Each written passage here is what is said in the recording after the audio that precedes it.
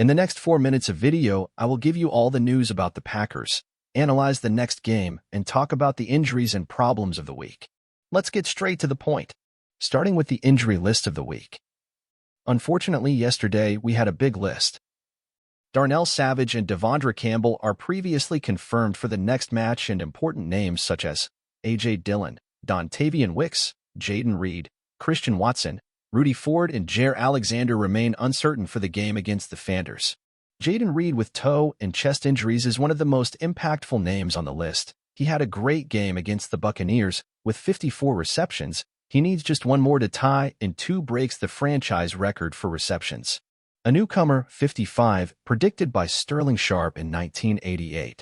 But Reed didn't practice a full week and was listed as questionable. We also won't have Christian Watson due to a hamstring injury, and receiver Dontayvion Wicks is questionable due to an ankle injury.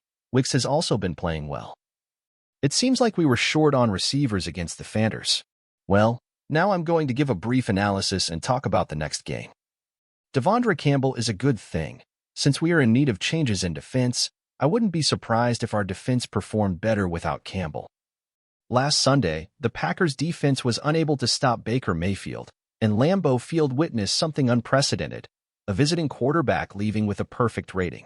Mayfield threw for 4 touchdowns, 381 yards, and finished with a 78.6 pass completion percentage. This is certainly, in addition to a good performance from Mayfield, a clear flaw in our defense. Since the start of 2022, the Packers' defense has been a difficult puzzle to figure out. Quarterbacks like Daniel Jones, Taylor Heinicke, Ryan Tannehill, Desmond Ridder, Kenny Pickett, Tommy DeVito, and, more recently, Baker Mayfield, have found Green Bay to be a kind of playground for above-average performances. It's disconcerting to see how these players, who may not stand out like the league's superstars, manage to dismantle the Packers' defense. On the other hand, when facing theoretically more explosive attacks, like those of the Chiefs and Lions, the Packers are able to impose themselves. Joe Barry's defensive scheme, based on the bend-but-don't-break philosophy, shows signs of obsolescence. While the goal is to hold the opponent in the red zone, the reality is that the Packers are consistently allowing big gains in yardage.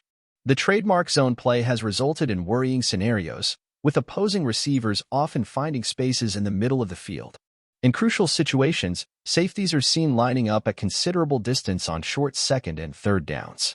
Our situation becomes even more critical when considering the absence of their main player in the secondary, along with the presence of a rookie acting as a starter and Eric Stokes returning from injury. With linebackers overloaded with responsibilities and a game plan that seems increasingly outdated and ineffective, the combination is practically a recipe for disaster. Although a significant portion of the Packers' defensive problem is attributable to the tactical scheme, the drop in performance of key players cannot be ignored. De'Vondre Campbell's regression, Darnell Savage's inconsistency, which does not justify a first-round pick, and Jaire Alexander's below-expected performance before the injury.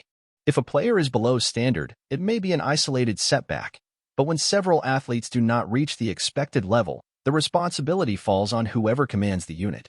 To ensure he stays on the team, Joe Barry has little room for error, as his head is being asked for by the fans, along with the pressure on Matt LaFleur. In a dynamic landscape like the NFL, where strategies constantly evolve, Barry's stagnation in his approach could result in the search for a new defensive coordinator in Green Bay. Adaptability has become imperative, and a lack of it could mean the end of Barry's era with the Packers. This video will stay here.